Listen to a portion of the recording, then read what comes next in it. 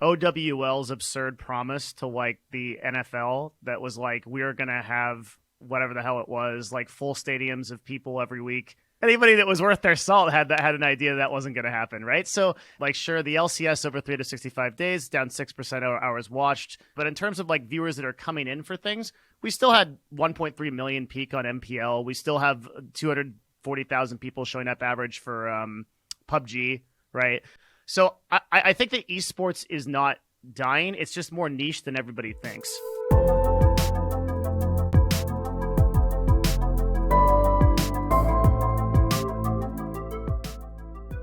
Welcome to Visionaries, a new twice-weekly podcast from Overcome. I'm your host, Jacob Wolf, a former ESPN award-winning investigative journalist. Today, I'm joined by Devin Nash, the former CEO of CounterLogic Gaming, and now the co-founder of Novo, an advertising agency. We're also joined by Harris Peskin, a partner at ESG Law and a part of the leadership team behind the Esports Bar Association, a group comprised of lawyers working in gaming and esports. This will be split over two parts, given the length. So with that, Devin Nash and Harris Peskin, welcome to Visionaries.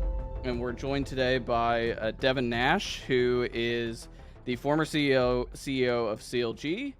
He now co-runs a agency called Novo that does a bunch of advertisers work, including with some really top streaming clients such as Amaranth. And he is a content creator in his own right. Recently made a really, really good video that I implore you to watch about the esports economy, revenue streams, and how all of that shakes down and works. So go check that out on his YouTube channel. Harris is a partner at ESG Law. And also a part of the Esports Bar Association, which is a collection of attorneys who do work across gaming and esports. And Harris has been in the industry for a long time as well. He worked at H2K for a period of time, which him and I first met during that period. And his firm now represents most of the big North American esports teams in some capacity. And so I want to start there. And actually, Harris, as the attorney that does a lot of this paperwork, I actually want you, for the people who may not be familiar with sort of the economics of the esports space, to give us a quick summary, as much as you can, about what the economics are at a high level and how they differ from league to league, publisher to publisher. Yeah, well, I would implore you guys to go watch Devin's video on this that he published in late July, if you're looking for a more analytical approach to it. But at a baseline, I think we could probably agree about a couple of things. While Devin, I think, has teams making around a third of their money from sponsorships, I would probably equate that close to around 70% on average. And I think that that's kind of where teams are these days in terms of where the revenue is coming from. Depending on the team, though, they might make some money from merchandise, but then there's also merchandising overhead, which would be like warehousing, manufacturing costs. So by the end of that, teams are, depending on the relationship they have with the manufacturer, they're probably generating roughly 33% of the gross profits. That's what their take home would be. So I think that by and large, when we talk about monetization in esports, it's almost always going to be a conversation around sponsorships, at least as it relates strictly to esports. And, what I actually find interesting, and certain companies have actually started to kind of reveal their financials. FaZe recently did it at S4. They published an S4 in connection with their going public. Also, I think it's Omnia Media Inc. They're also, they talk about their financials publicly in Canada. And they kind of disclose what their esports related revenues are. And at least in the case of Omnia, I think it was, I guess it was Enthusiast Gaming. They reported I think it was 1.9 million in esports and entertainment revenue through Q1 of 2022, which is really just a drop in the bucket, right? It's not that much. And so when you look at it, it's a question of how much money are you getting paid from sponsors? And that's really all it is. Now, there's other ancillary things that you might derive income from, maybe management of somebody else's team. Maybe you're selling players to somebody else. And you want to chalk that up to, income on your sheet. But end of the day, if the industry is going to be successful from an ROI perspective, it's going to be successful, or at least currently is successful, based on sponsorships. Most of the other forms of monetization, which we had seen in earlier years, like Twitch deals, those have kind of gone by the wayside. And we could talk a little bit about why those have gone by the wayside, primarily because, Twitch has pivoted its kind of strategy toward more of a creator-based economy. And I think we've seen a lot of advertisers kind of following suit. So yeah, at a high level, I would look at sponsorships as being the form of monetization almost exclusively. Devin, one of the reasons I wanted to have you here including your past experience with CLG. One of the things I wanted to talk about is the shift we're seeing and have been seeing over the past couple of years for esports to some of what Harris was talking about. I always think about the Overwatch League deal, $90 million over 2 years, and the most recent YouTube deal that was reported as $160 million over 3 years. You would add MDI as well, because it's mostly all Blizzard Activision properties. Sure, it's still a very large esports deal that we're not seeing in the same volume that we used to. I wanted to ask the both of you about the shift we've been seeing in advertising. Devin, you were telling me about the shift you've been seeing in advertising and gaming in general, but it seems more scaled down with advertisers pulling away from esports as a whole. Can you talk a little bit about that shift and the shift we're seeing in advertising? Yeah, I think there's already a lot of interesting stuff here just with what Harris brought up. Like, I would agree that 70% of sponsorships are how esports teams are making revenue, but I would say that's including all the teams that aren't making any money. So that's the revenue that's coming in, but the real story is not in the revenues coming into esports, it's the spending. The elevated player salaries, the amount of money that's coming through the teams that they can't get back in any form of revenue. And it's the teams that are actually diversifying into merch that are making any kind of remote sort of profit, right? And I don't even know if they are. But yeah, let's go to that. Like, it's really interesting when you say, like, you think that the path for revenue to increase in this world is through sponsors. I actually think it's through publishers. I think the only people that are making enough money are going to be people like Riot and OWL are supposedly paying teams, right, to be a part of the league. And if there's any way that it's going to, any kind of significant income is ever going to come back to the teams, it's going to be through publishers, either through skin sales and like revenue share of items, which is like making them a boatload of money, or it's going to be through actually physically paying them to be in the leagues. I don't know if either outcome is likely because I think these guys like their money. But if the recession gets bad enough and the esports teams need to be propped up, I'd be really interested to see if the publishers are going to do it. I don't disagree with that at all, for what it's worth. Like, what I mean when I say the path forward in terms of monetization right now, the path forward is in sponsorships because that's the only available, path for these teams. I mean, things like revenue shares are already carved out. Like, we've already negotiated those teams' participation agreements. We're in the process.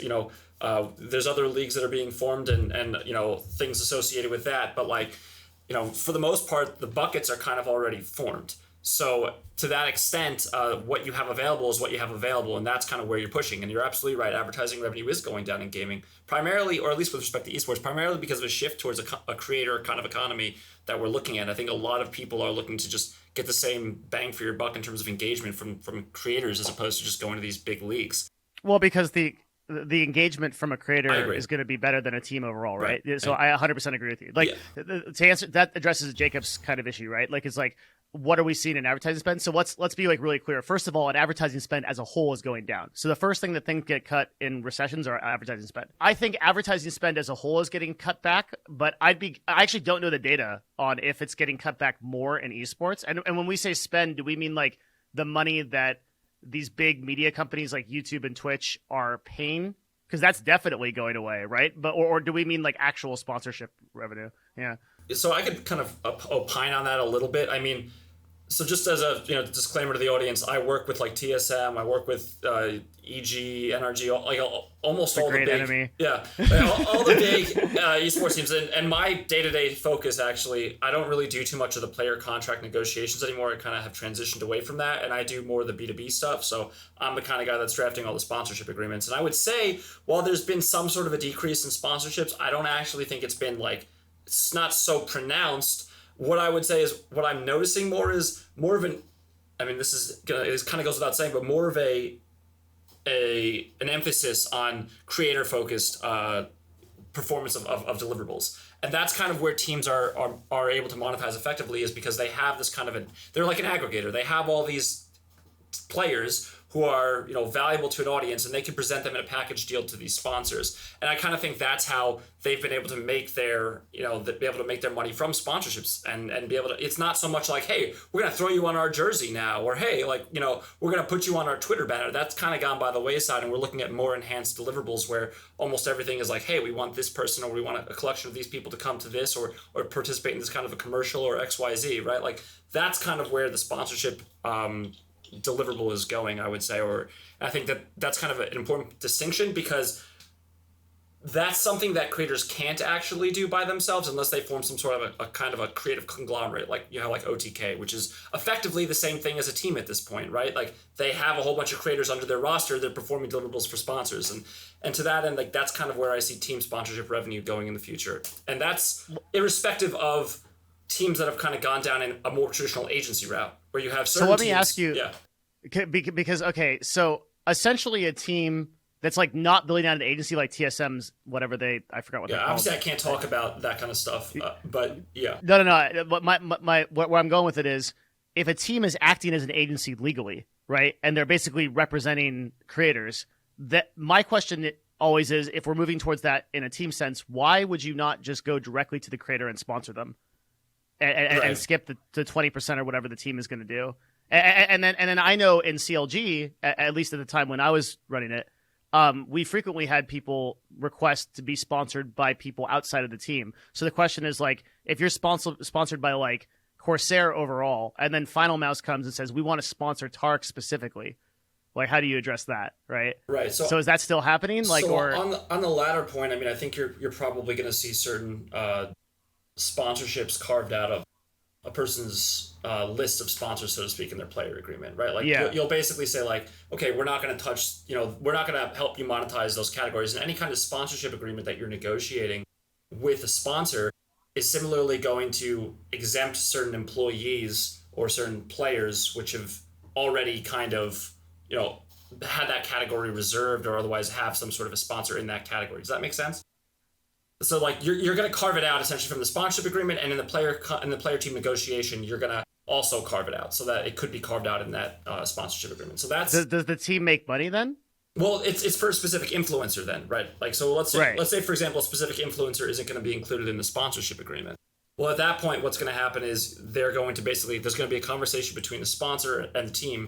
And the team's going to say, "Hey, we don't want what that value is." Well, on who's being carved out, and that might have some sort of an impact on the overvaluation. But yeah, you're going to have that. It's just like any other negotiation. In terms, sorry, go ahead. Yeah, I was going to say in terms of the overall, I guess the bang for your buck that you're looking at in terms of where do teams monetize. I think, and what differentiates them from a creator, they're able to offer things in packages. A content creator can really only offer themselves, right? But a lot of the times, media companies, advertisers, they don't want just one creator. They want, a campaign of creators. They want they want a campaign of people. Yeah, I mean, like I've noticed the exact opposite. Well, it happens in both cases, right? So we're getting like kind of lost in the weeds. I just want to say, if that's the case, if that's the case though, if that we're talking about, they want multiple creators, then why don't they go ad spend against UTA and CAA and Novo? Yeah, exactly. And Novo, right? Or Like OTK any of these, like either brand collectives versus an esports team, where like, do we really truly think that the esports audience is as valuable as a streamer audience? I would say probably remember, not. it's not just an esports audience, right? Like you have a whole bunch of esports teams which are hiring content creators for this proposition. So when you're basically asking, why does an advertiser not just go to a UTA? The answer is, one, they actually are going to a UTA. They're doing this already, and they are hiring out agencies to go ahead and fulfill this kind of a deliverable.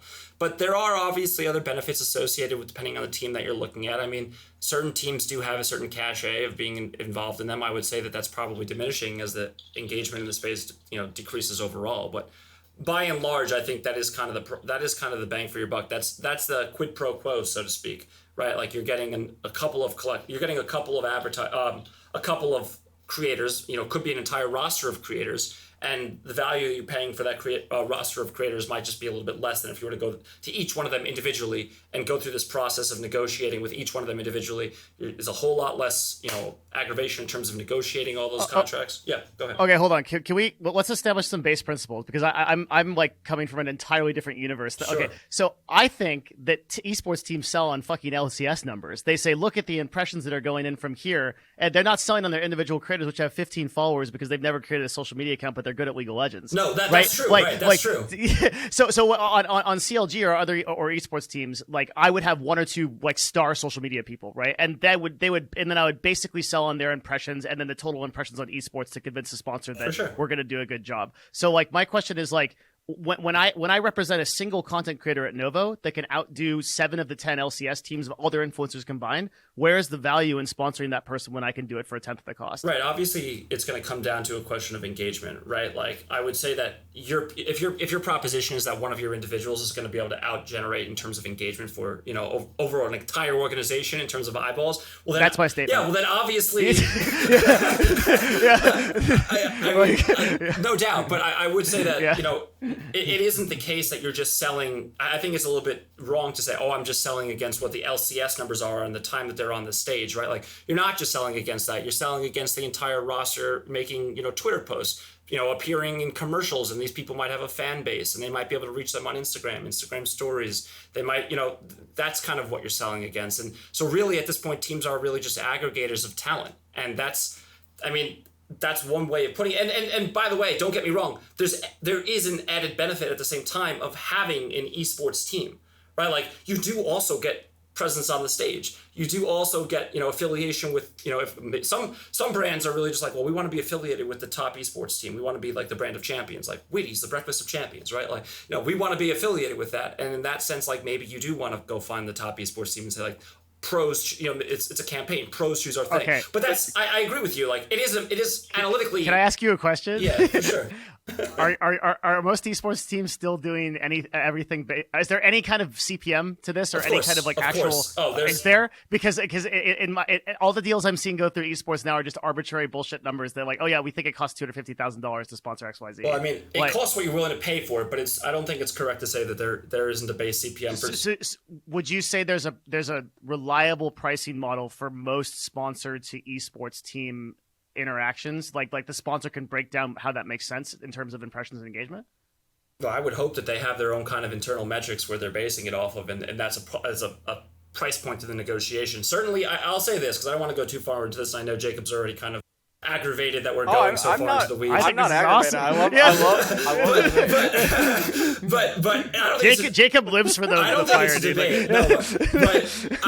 No, I will say I do think that I certainly put together certain deals where there are CPM spends, if that's what your question is, and that can be built into those deals. But you're not wrong, Devin. Like, certain deals don't have that, so it's really just a product of the negotiation. Certain sponsors have kind of gotten a little bit more, like, I would say, sophisticated in terms of their asks, and that's definitely something that that's a trend that we are seeing. CPMs for sure, but then again, it also depends on the deliverable that you're asking for, right? Like, maybe you want someone to come to a content production because you want to produce something for your channel, and you want to create some form of a commercial or something like that. Right? Like, how do you measure that? Like, that's a little bit more difficult. So, like, it's like I said, it's a product of the negotiation. I think we have seen an increase in sophistication of sponsors, and I do think that really teams have kind of transitioned to being aggregators, and I think that's kind of, at least in the sponsorship sense, that's kind of where we are today. Hopefully, that's informative. I don't know if that's news or. Hopefully I'm not making too much news right now, but yeah, I think I think it's just a base overview of the sponsorship industry within the industry. I guess, like, I've been trying to figure out what puts an esports team substantially ahead of an agency, and I think the answer there is like the basically what you mentioned before, which is like stage presence, like association with teams. I do agree there's definitely a value there's some there. Value. So yeah. So then my question follow up would be, what makes an esports team more valuable than the OTK? And that's I don't think there is an answer to that question. I think that like building, okay, if you're 5 content creators, even if you're good at a game, right? Like, establishing a group of content creators and doing that kind of like co-branded content versus like the overarching cost and like overhead of an esports orgs, it seems like a bet for OTK every single time. I frankly think OTK is the best content network out there right now. Yeah, it's actually super interesting. Yeah. So I don't want to go too far into that, but I will say this, OTK, I don't know if, and this is an example I used to use all the time, Method Gaming, I'm sure you might be familiar with them, but they're a client of mine also. But I would tell you, if you would have asked me back in the beginning of 2020 who was positioned for long-term success, I would actually have told you it was Method Gaming. And the reason would be because in terms of what they were actually creating, they had a Race to the World First that was drawing 300,000 concurrent viewers, and they were airing that 2 weeks of the year, 2 weeks straight of the year, and they were so clearly ahead in that space where literally you would go on the World of Warcraft Twitch page and every single person was Method. That's who it was. They owned the influencers in that space. So to the extent that they kind of have disappeared, we've seen limit now, the complexity limit now liquid. We've seen OTK kind of fill that gap, fill that void. But like, I totally agree with you. And what made them successful was their ability to aggregate all of these content creators and put on events. And we've seen that, OTK kind of put on the, expo that they put on, but Method was the first real event production, I would say, where they were putting on the Race to the World First. And they were, by the way, that Race to the World First that they put on back in September 2018, I want to say, far outpaced the viewership of anything in the Overwatch League. Like, it trumped it. It was disgusting. Like, it was a joke. And so, like, that was kind of the model that they were generating, they were creating. And so to that argument, I would actually completely agree with you. Like, the ones that are able to generate their own content effectively are the ones that are positioned for long-term success. So something that both of you has sort of like been inching closer and closer towards in this debate, and this is what I want to talk about. This is not something that I think we're going to hear, and I know that there are esports executives in this space at the moment, out of the mouths of esports executives on the record. It's certainly not something we're going to hear out of Newzoo as well, because there's a vested interest to kind of keep pumping the numbers as much as possible in their annual reports, and it's not something we're going to hear out of much of the enthusiast press, because it's just very doom and gloom and sad. And what I mean by that is that truly I have felt for probably a bit more than a year now sort of what feels like this very anecdotal moving away from what we consider very traditional esports. We had Atrioc on the show a few weeks ago, obviously comes from an esports background, is now a very successful streamer and creator, and Fishtix, the founder of Juked, who's a fantastic person and one of the early Twitch employees who focused on esports and bringing more esports events to Twitch at the very onset of their, of their site and their site launch, basically asked, is esports dead? And that was why we were thinking about the headline for the space that we were. To clarify what I think about that is that I think we frequently got caught up as an industry in the Newzoo reports and the headlines and the League of Legends World Championship numbers, the international numbers, the Counter-Strike major numbers, these big sort of multi-million, tens of millions viewership events, which are staples in the calendar, in the same way that the Super Bowl is a staple in the football calendar and very relevant to people who don't care about football any other part of the year, right? That they really care about the Super Bowl. They don't care about anything else. It's a social event. There's so much more to it than just watching the game itself. And I think rightfully or wrongfully, people kind of bought into what feels a little bit like a lie, that every esports event was going to be that every single week. And anecdotally, over the past year, it feels like some of that has fallen apart. People are not tuning into regular season games in the same way that they used to across the LCS. They are not tuning into regular season games in the way that they used to across Counter-Strike or Overwatch League either. It is consistently across the industry that sort of 9/10 of the year is sort of a down pat, and then the other 1/10 is just massive, right? In that same way that we used to think that it was all going to be. Do you all feel that? Do you feel this sort of contraction around viewership in that way? It depends on what you define as dying and dead. So in terms of like OWL's absurd promise to like the NFL that was like, we're going to have whatever the hell it was, like full stadiums of people every week, tickets out to the moon, and like tons of people watching and buying in-game stuff. We know that, but we knew that in 2015 at the BlizzCon pitch. Anybody that was worth their salt had an idea that wasn't going to happen, right? So nowadays in like the current meta, like sure, the LCS over 365 days down 6% hours watched. It's also down 25% like in terms of like the total amount they've actually broadcasted. Right. And it's down about 6% in terms of average viewers. But in terms of like viewers that are coming in for things, we still had 1.3 million peak on MPL. We still have 240,000 people showing up average for PUBG. Right. Just in the last like little bit of time.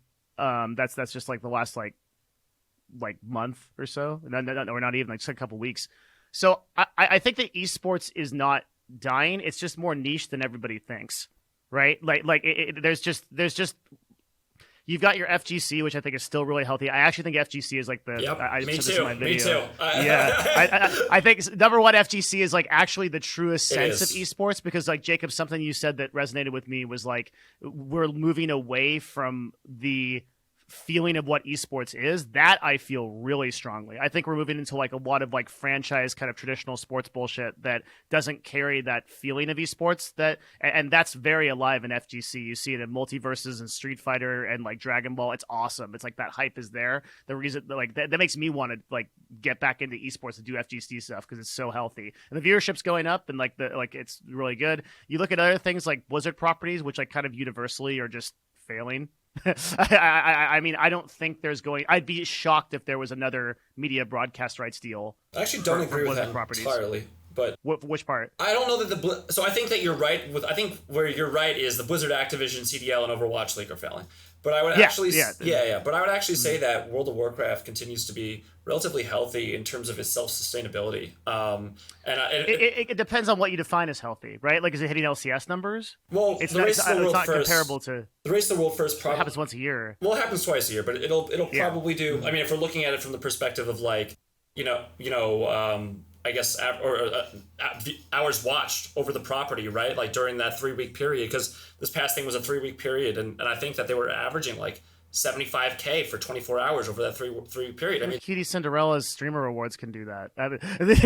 For a once a year event, no, but right? It's like a 3-week period, so it's 21 days times 24 hours a day. What's really important, right? though, in the distinction, I think this needs to be really clear, is Race of the World First falls in that sort of event category that I described earlier. It's in sort of the same category as the World Championship, the Counter-Strike majors, the things that are still performing at record numbers and hitting these big, sort of headline viewership. But I would caveat, Jacob, that the difference is that those things cost money. That's correct. Race of the World First does not cost a dime. It doesn't cost a single dime. Importantly, though, that is not a Blizzard event. Right, that's the point. Right, that's what I was. That's what I was saying. Okay, So like that's why I caveated that like pretty much every Blizzard run thing is not working. Yeah. Like and I just like I don't know if 2 times a year, even if it's like for a multi-week period, is enough to like really like carry all of Blizzard franchises. No, of course not. And it's also dependent on WoW's health, right? Right. Yeah. So what I would say on that, and as a huge WoW fan, when I look at the success of an esport, and I'll touch back on this later, I look at its longevity and sustainability, right? And I think, Devin, you did an excellent job discussing overhead costs associated with like all these kinds of leagues and whatnot. We were talking about the LCS, Overwatch League, the player salaries. No problem. That problem does not exist as much in FGC, and it does not exist as much. It does not exist as much in World of Warcraft. And for what it's worth, you look at like the longest tenured games that have had like an active competitive scene. It's going to be Melee. It's going to be some of the FGC games, and then it's going to be World of Warcraft. World of Warcraft has had a competitive scene, and I'm not talking about a Blizzard sponsored one, but since 2004, the World of Warcraft rating scene has been competitive, and it's been run exclusively by the community. And like you go to method.gg right now, they actually have a history of all the competitive achievements for like the top guilds at the time. And they chronicle this kind of thing. But like this has been run by the community since 2004. And I think what's really interesting here is the kind of theme that we're seeing is that these are community-driven events. These are things that people are passionate about within esports at the grassroots level. It doesn't necessarily take a developer to come in and kind of dictate the terms of this, because I could tell you, World of Warcraft players to play on the top Race of the World First teams, they're not being paid $5 million a year. Yes. Right? Like they're not. And similarly, like it's more sustainable as a result because these expectations aren't so high. And the ROI is actually possible. You can have a possible ROI. It's not scaled properly. And Jacob, just to touch on your question, because I don't want to get too far off base, you asked... I really want to... Oh, sorry. Go ahead. No, sorry. Go ahead. Yeah, because Harris betrays how much he actually knows with this, because that is 100... Everything he said is so on... I believe, like, FGC, World of Warcraft, in the long term of those esports is so healthy that I bet you could go run a business in it right now without any kind of VC and do well. Like the salaries that they're paying in FGC, World of Warcraft, they're totally balanced as all things should be. And what you said about it doesn't take a developer to come in, I'd actually one up, like even hot take that and say it takes publishers deliberately stepping away from trying to control the entire thing to make it healthy, because FGC has benefited from the fact that you can pop up a community event anywhere and the Blizzard police don't jump from the ceiling as soon as a fucking StarCraft tournament happens, right? Like literally, it's like that GIF where everybody fucking busts down the door of the SWAT team. Like, it's how it feels whenever somebody tries to do something outside of the purview of Riot or Blizzard, and that really holds esports back. And if you look at enthusiast gaming, we were talking before. I think that's Omnia Media. It's Luminosity, but they actually talk on their financial statements, their Q1 financial statements from 2022. They talk about some of the media properties that they own, and some of those media properties actually include World of Warcraft websites like Icy Veins, which is one of their most popular. One of the most popular websites for gaming, period. It's like the go-to place for guides. And so like that's where they're generating a lot of their programmatic advertising. TSM was making a shit ton of their money off that for a while. They probably still are, right? Off of all their guide websites. I can't talk about, that kind of stuff, but I'll tell you, like, the enthusiasts and non-clients, like, I could kind of bring up their financial statement. Like, that is important to distinguish, because like they're looking at these games which have communal interest, which have a lot of interest in this kind of stuff, and that's one of their primary properties. Anyway, I did want to actually talk a little bit about your initial question, Jacob. Yeah, sorry. No problem. Jacob, you mentioned oscillating viewerships, and I think that that's really important, but I do think it's also worth mentioning that like one down year shouldn't spell the doom and gloom for esports, and so I think it's proper to set expectations. Like, I'm a huge hockey fan. Sorry, Devin, I know you were with CLG, so you're maybe a Rangers fan or maybe associated with them at one point, but I'm a huge New York Islanders fan, and I could tell you that after the 2004-2005 lockout, viewership, they actually went to the national broadcasts for games actually went to something called OLN. I'm not even sure if you remember that thing, and then it turned into Versus before eventually being bought out by NBC Sports, and their viewership was in the gutter for years, and they had to climb out of that. They couldn't get a national TV deal after that year-wide after that year-wide strike. And so what ends up happening is they take the first thing that comes to them, a $2 billion deal at $10 million a year. I'm sorry, a 10-year, $2 billion deal offered by NBC. Right? That's ultimately where they went, and they ditched ESPN, and their viewership went crazy down. And they've seen such oscillating viewership as a result. But I wouldn't say that the NHL is dead because they had spikes and they had peaks and spikes or peaks and lows, right? Or peaks and valleys. What I would tell you is that it's important to set expectations. And with respect to esports in general, we saw some up years. We're seeing a down year right now. But for me, it's not that far down. I can remember as far back as 2016 being with H2K and going to, I think it was a Torn Arena or whatever it was called, out in Poland, Krakow, Poland, for the third place and first place game. And I remember thinking to myself, this is the biggest European championship at the time, and we can't even sell out half of a stadium. I mean, people were literally coming to us at the broadcasting team telling us, like, we're going to have the cameras here, there, and there because we want to make it look like there's a lot of people. But I remember being there thinking to myself, like, the stadium isn't that full. Like, there's not that many people here.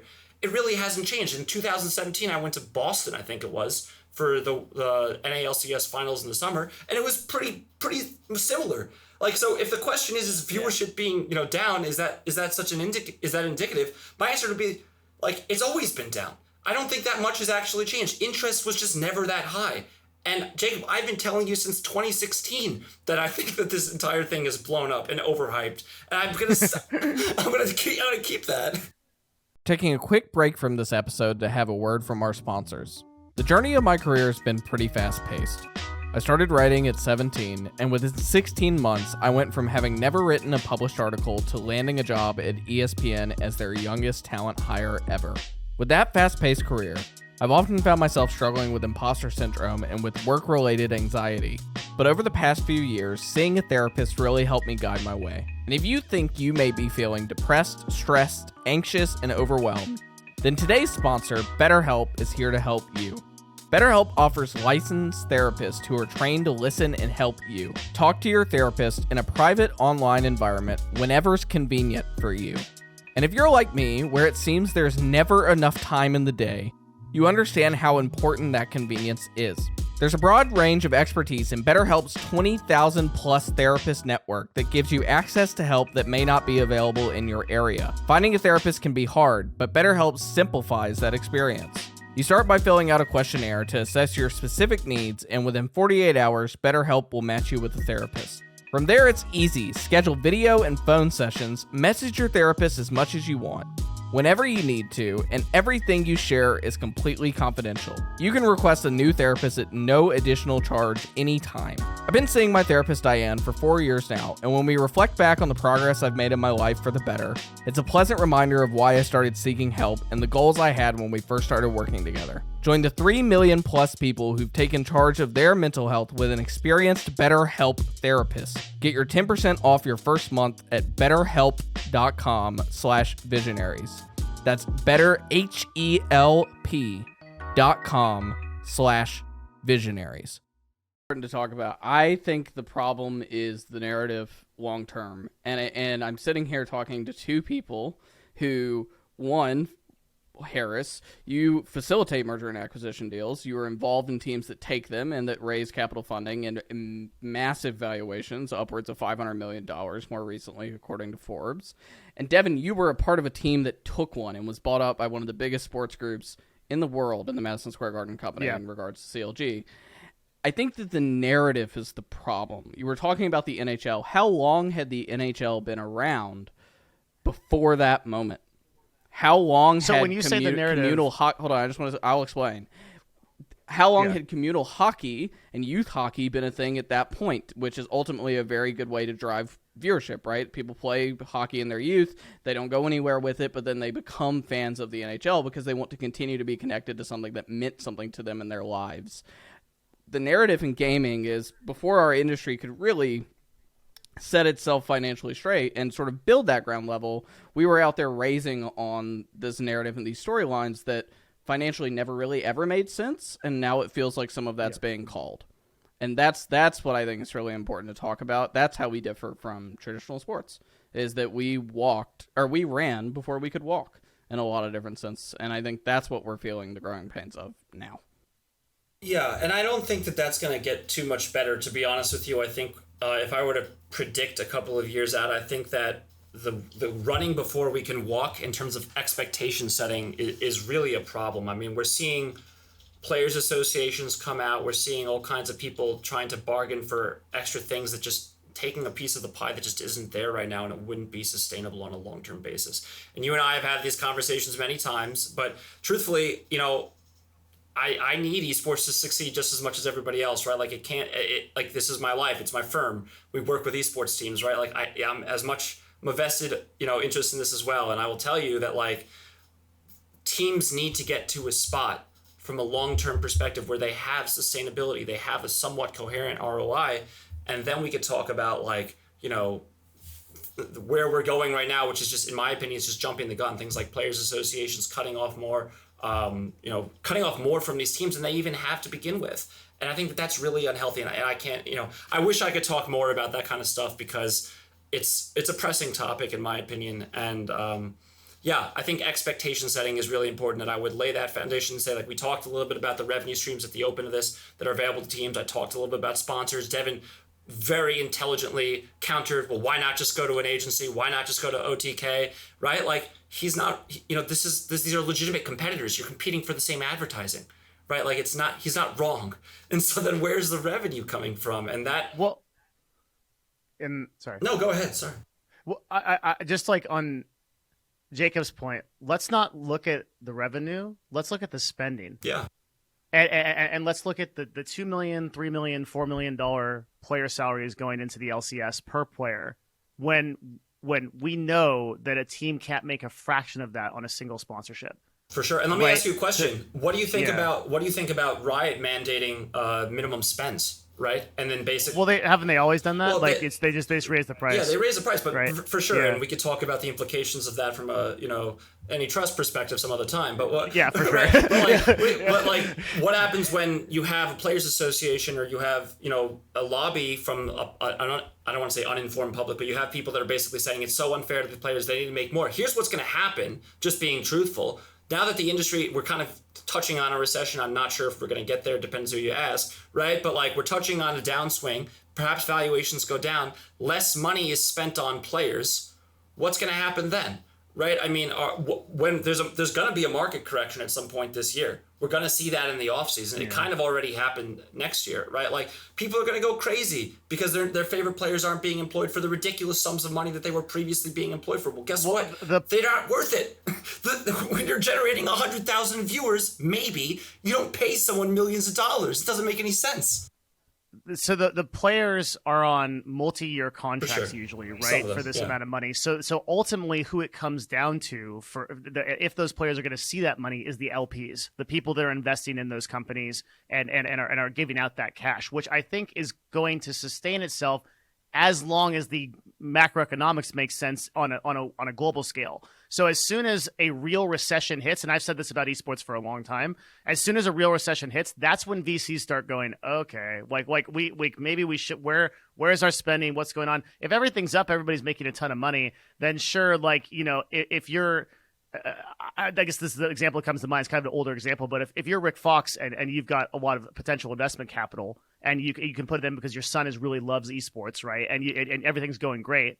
Okay, let's do it. But if you're a VC and you're all your LPs are pulling back and saying, I don't know if I want to spend. The market's kind of shaky. China's not looking so hot. Like, things are a little bit weird. Okay, at that point, that's when I get really interested. And you get, you know, it's kind of cool that this podcast is happening now, because a day ago, the very first team we saw this actually happen to in Melbourne was Order, right? Where their team, they just said, we failed. like we raised $5 million and we can't make this happen. And a big speculation as to why, maybe Jacob can impact this, because you have a lot of news on this, was player salaries. For sure. And for what it's worth, by the way, in leagues like the English Premier League, like, player salaries up until financial fair, what's it called? Financial fair spending, I think it was called. Or in 2010, they basically put in a cap which said you can't spend over your soccer related revenues, right? Until that was happening, you were seeing teams on average spending somewhere like over the 1-to-1 ratio in terms of the player salaries, right? Like, what you generally want to see in the way that it works in professional hockey, what will happen is you'll have a salary cap, and that salary cap is equal to all of the aggregate hockey related revenue divided by the 32 teams and then divided by 50%, right? So what you're saying is basically, of this hockey related revenue, players are going to get, and that 50% gives you the salary cap midpoint, and then you could spend up to 115% of that, or less than 85% of that as the floor, right? So what ends up happening is there's basically, what you have is a maximum of roughly 50% of the hockey-related revenue that team is generating to be spent on players. But when you have teams spending in excess of their 1-to-1 ratio in all of the revenue that they're generating, obviously it's not successful. And I would also just caveat too that, like, we've seen teams fold before. I mean, there have been hockey teams that have folded before too. Like, we saw the California Golden Seals in the there's a big reference for anyone that's a hockey fan here. California Golden Seals folded in the 1970s, right? Like, we've seen the Cleveland, I think it was the Barons, they folded as well. Like, plenty of baseball teams have folded too. Just because there's a team folding, it doesn't spell doom and gloom for the industry. But what it does tell you is that, you know, there was no one interested in taking that spot, and the industry does need to reform itself to get to a point where it is once again healthy. And Devin, you said this really well. Like, it's a market of scarcity, and sometimes people just want to have the sexy golf course on the street. And that's what they're looking for. And in times of recessions, that sexy golf course doesn't really matter too much, right? So it might just be tied to the overall economic health of the region. See, I think the real conversation here is in that regard, and the difference between traditional sports and esports is the sheer control that the publishers have, and particularly and when we're talking about these big salaries, what we're really talking about is like the LCS, we're talking about OWL, we're talking about Valorant upcoming, and so publishers right now, and historically, and always, like, I've always had an adversarial relationship with publishers where it feels like we're fighting the publisher. You and right? me both. Yeah. Hello, don't cut me off from this. like the publishers are pushing for more player money. They're pushing to get the most they can out of teams. They understand the team economics, and they understand how much money they're actually making, and it is their game and their IP. But instead of protecting the teams, and they're doing exactly what you said. It's like they're pushing for more and more player salary. And how does this come to 1-to-1? If the publishers aren't ever going to step up and protect the teams, I can't imagine a universe where Riot says, yeah, there's a salary cap. It's going to be how much revenue you bring back out of the percentage we give you. What universe will that happen in, right? Like, what are the optics of that? Rather, they're just going to be like, yeah, pay players more and more money until 10 out of 10 teams are like, yeah, we can't afford this, and then what? I mean, and that's a big issue. And I mean, I wrote an article on on the Esports Bar Association's website, I published an article discussing unionization and the potential impact that could have. And actually, I had Jacob on to talk about this in one of my podcasts, but we talked about the potential salary cap that could kind of arise. And actually, I think that would be a net positive thing for the industry if there was some kind of a salary cap that was put in place, because teams eat each other all the time and they just outspend each other into oblivion because they're too selfish and stupid to regulate themselves. And by the way, they can't regulate themselves because it would, if they had any kind of like price fixing or any kind of conspiracy to restrain trade. Well, no, it's a violation of the Sherman Antitrust Act. It's illegal. You can't do it. That's what you see with the DOJ allegedly. You would exactly. Yeah. The Department of Justice opening an investigation last year into the Overwatch. Right, exactly. And so the only way that's actually permissible is if you're negotiating with a union through collective bargaining agreements, right? Like the non-statutory labor exemption would apply, and at that point you're basically able to get around any Sherman antitrust violations. But I'm not really sure what that looks like, and that's something I've thought a heck of a lot about. But I do think it's necessary because these teams are just spending so much money right now on these players, and the idea here is that they're going to recoup it from where? From a salary, maybe, I don't know, probably not. Like from a sponsorship rather. So that's kind of that's an age old question. Like, is the person that you're buying it from a salary perspective, is that going to be worth the value of the sponsorship?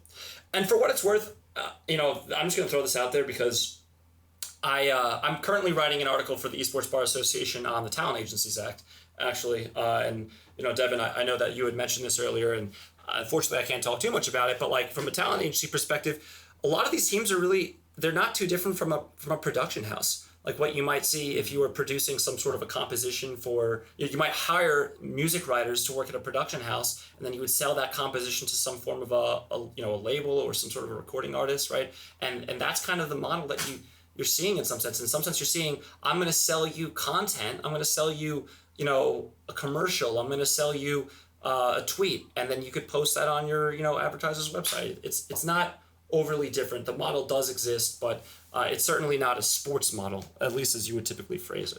I apologize for not, if I don't attribute this correctly. I remember recently watching or listening, it may even been a discussion I had, that esports has never really faced a recession, and it feels like this will be the first one it takes, right? There was a recession around the time of the CGS, but esports was so much more niche than it is now back in those times when that event series happened.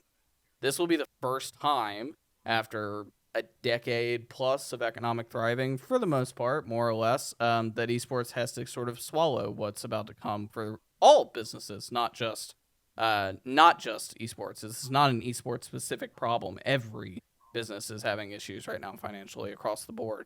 Feels like every day I go on LinkedIn and I see pulled offers and layoffs and everything else. It's just really sad. Again, not specific to gaming, period. The two of you, I want to ask this. How is esports going to deal with this recession from your point of view?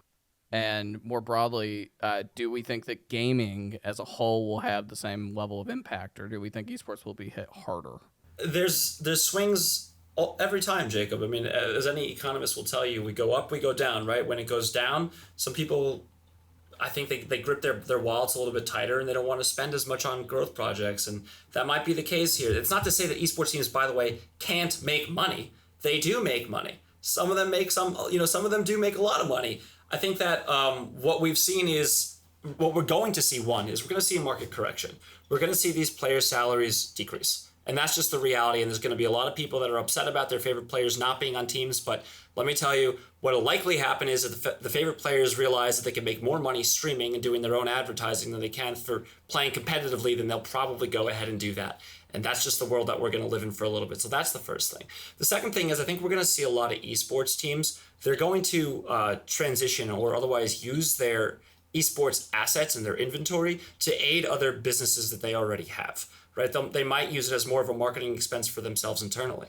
And I can't talk too much about that kind of stuff, but a good example would be the Method example that I brought up before, right? Like they basically turned into an event production team. They had a 24/7 Twitch channel and they were producing events. Now, if you own some piece of software and you want to promote that software, who better to do that than yourself, right? Like you might have, your investors might have another company that they own. You might promote that, right? Like there's all kinds of ways you could transition and do ancillary things other than simply competitive gaming.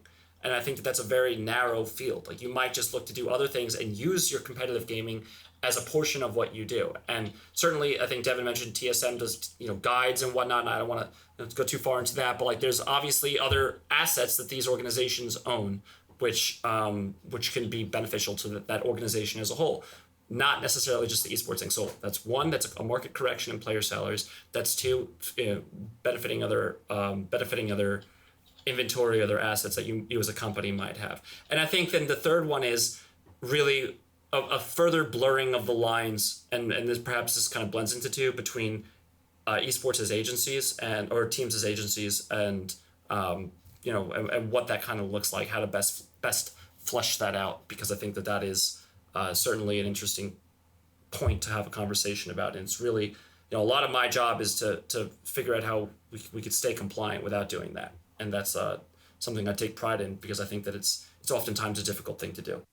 I'll address like every part of it. So the first thing, let's just talk about like gaming and entertainment as an overall industry. I think we'll probably be fine. Historically, entertainment has been done okay during recessions, and even with a CPI of like 8 to 9%, what you actually see happening is consumer spending isn't going down; it's going up, right? And what's happening is consumer debt is going up. So that's going to be a bigger problem later, but it's more of like a macroeconomic conversation. But spending isn't going down, so I think things like game sales, I think things like entertainment sales and things like that, even skin sales and in-game items and stuff, might get hit a little bit, but like I don't think it's going to be very noticeable. That's gaming generally, though, right? That's gaming generally, yeah. So then getting specific into esports, I think the biggest vulnerability for esports teams right now is multi-year contracts that they can't renegotiate if a major recession, if CPI stays at 8-9% and inflation stays at 8-9% like overall. And just we see the economic indicators and the money getting pulled out of the system, like markets getting devalued, all that jazz, right? Then it's going to become a huge vulnerability to have like multi-million-dollar debt, essentially is what that is, like money that you owe. And then going back to those LPs and saying, hey, we need more money to actually cover these contracts, and they're not going to be able to do it. So I think two things happen if that happens. Future contracts probably go down like 40%. Overall in those major leagues, and in worst case, I think that the publishers actually bail out the franchise teams. That's like super doomer take, right? Like where, like let's say that the teams cannot make it, they cannot survive, and they have too much outstanding debt, predominantly through player salaries and overhead. Some of that can be cleared by layoffs, like we saw at 100 Thieves and TSM, like where they both like laid off 20 employees or so. But ultimately, if they have enough debt, like then they can't cover that. I think that gets bailed out by publishers. I think that's a pretty unlikely scenario. Well, wait a second. I don't think that's so unlikely, and I actually think what you're touching on. Really? Well, shit. I would actually just say. Can I say one more thing? No, sorry. Go ahead. Sorry. Yeah. Just because the last point before we get to that is I don't think most esports teams are smart enough to diversify into other content verticals. I this might be a hot take, but I think the problem of developing like good stories like that hasn't been picked back up ever since like TSM and Liquid did it so successfully before. Then like something happened. Like there hasn't been a really good narrative in esports teams except like in a long time. So I wonder if they can actually diversify. I don't know that it needs to necessarily be diversifying into other content verticals. I think it could just be another source of business. Like you could create some piece of software. I mean, we've talked about. I mean, Blitz is a good example, right? Like, do you feel like the CEOs of most esports teams are capable of making a SaaS product? No, I think that a lot of. I don't think so, man. Is Jack gonna step up and make Airtable? Well, I'm not saying that like they're gonna all make SaaS products. I'm just saying Jack probably they'll diversify themselves from a product perspective. And I do think that we've actually seen a lot of these companies do more than the traditional esports stuff. They are putting on events now. I mean, we talked about Race to the World first. We talked. There's people that have put on large scale events. Big scale events that we've been involved in where they're having people come from across the world to basically come to these kinds of events associated with content creators that they might have. And I think that's actually not a bad idea. If you're simply going to just transition, you might as well use the content creators that you have to promote something else that you're doing. Also you could in a sense become you could also work strictly as an agency for certain brands where you're providing them with and that is it's similar to a sponsorship, but basically supplying their advertising needs. Yeah, go ahead, Jacob. To clarify, as to frame a little bit of this discussion that are unfamiliar, for those unfamiliar, because obviously the three of us like work very much in the weeds and we get to sort of see what's going on. That trend of esports teams not becoming so much esports teams anymore is something happening right in front of our eyes, and it's happened this year probably more aggressively than any other year.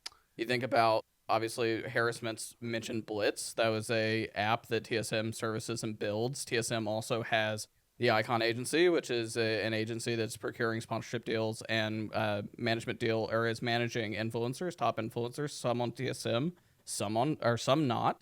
And then they also have Dino, which is a Discord bot that has a bunch of different other services that they manage.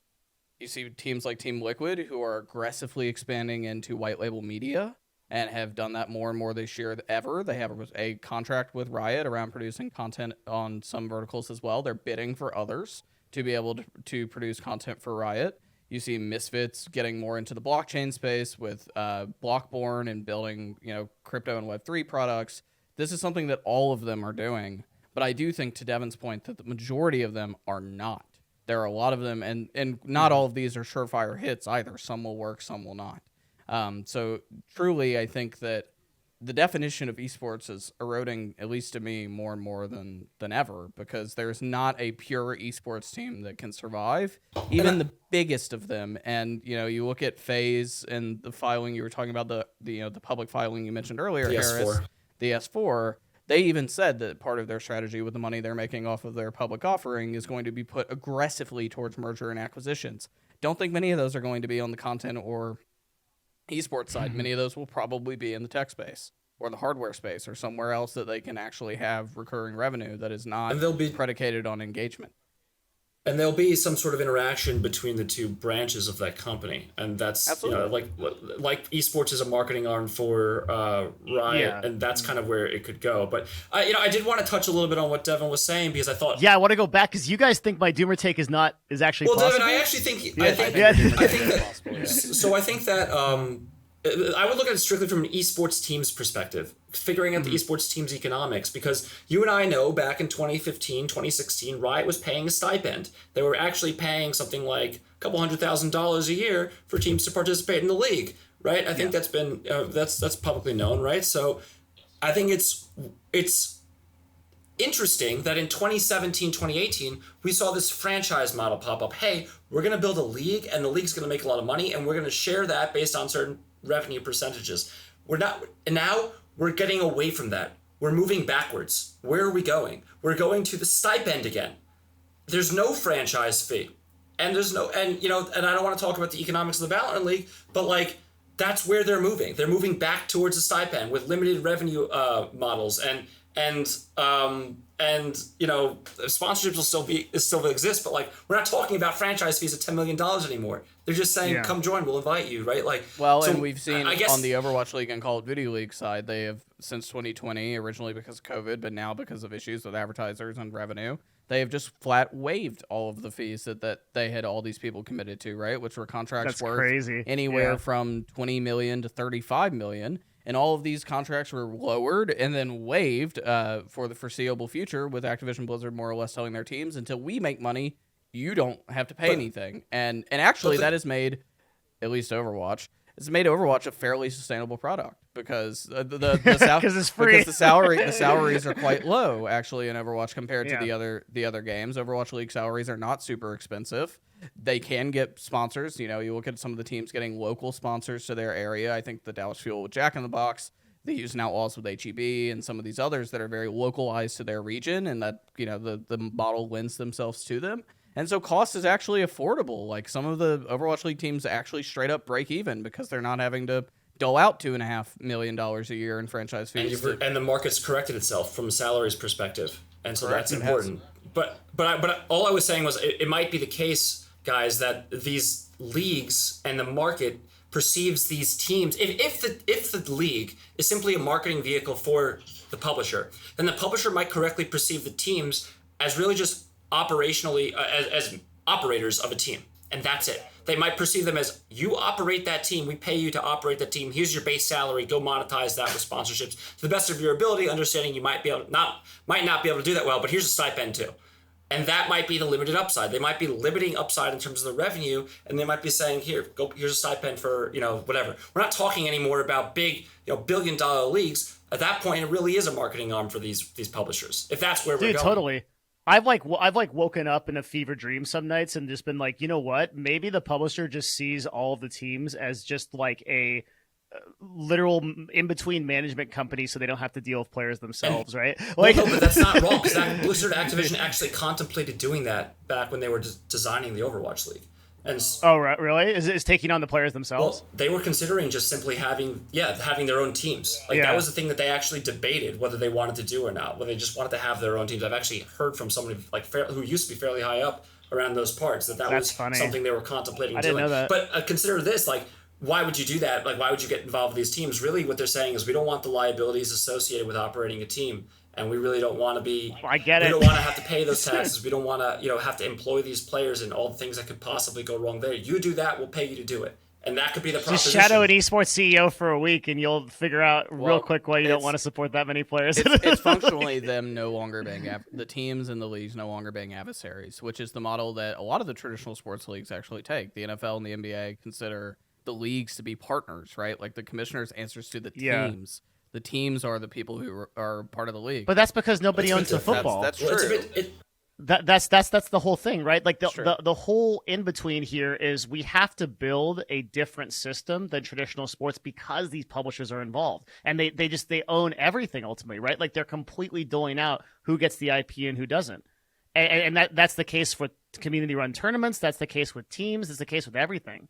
The publishers have so much control. So as long as the publishers see teams as adversaries, exactly to your point, what do we do? Well, I think that there's some ways it can work. If there are revenue share programs and the team's making enough revenue, then it's going to be fine. Or if the league is making enough revenue. The really base problem here, guys, is that the engagement of the league just isn't high enough to justify any of this stuff. Yeah, no one cares about 100,000 viewers. That's the problem.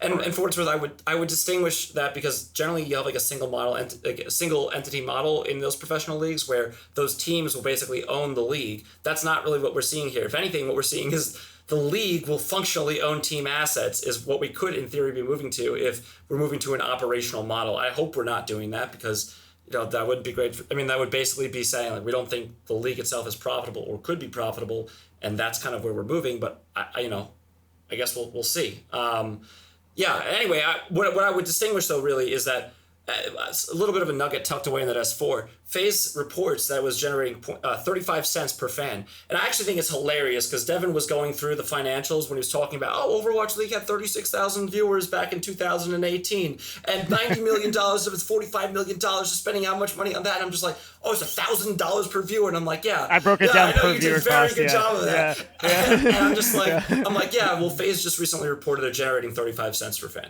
So, in the S4. So it's like, that's kind of where we are, but that's the truth, right? These fans aren't paying that much money and there's not that many of them. And that's the base problem that we have. That is the one thing about FaZe. And I know people in esports sort of sour when they hear this or it hurts their feelings. FaZe is the biggest of all of them from a cultural relevance perspective. There are, I would argue, probably millions of people who are interested in FaZe Clan who could not care about esports, period. Yeah, for sure. Yeah. So I also think this is wildly different between, let's just talk about Blizzard as a publisher and Riot as a publisher. So Riot, when I look at them, they're killing it. They're doing Arcane. They're doing all kinds of different properties. They got music group going. They're great, right? The game sales are good. Viewership is going down a little bit, but like I said, only 6%. Like over 365 days, that's kind of negligible, especially considering their broadcast orders versus. And so what's Riot see? They say, okay, we make these marketing arms of esports and we make this content and it comes back to us in the form of customers. What does Blizzard see though? Blizzard goes, our OWL league isn't really doing anything. CL isn't really doing anything. But oh my God, Diablo Immortal, $100 million in a month.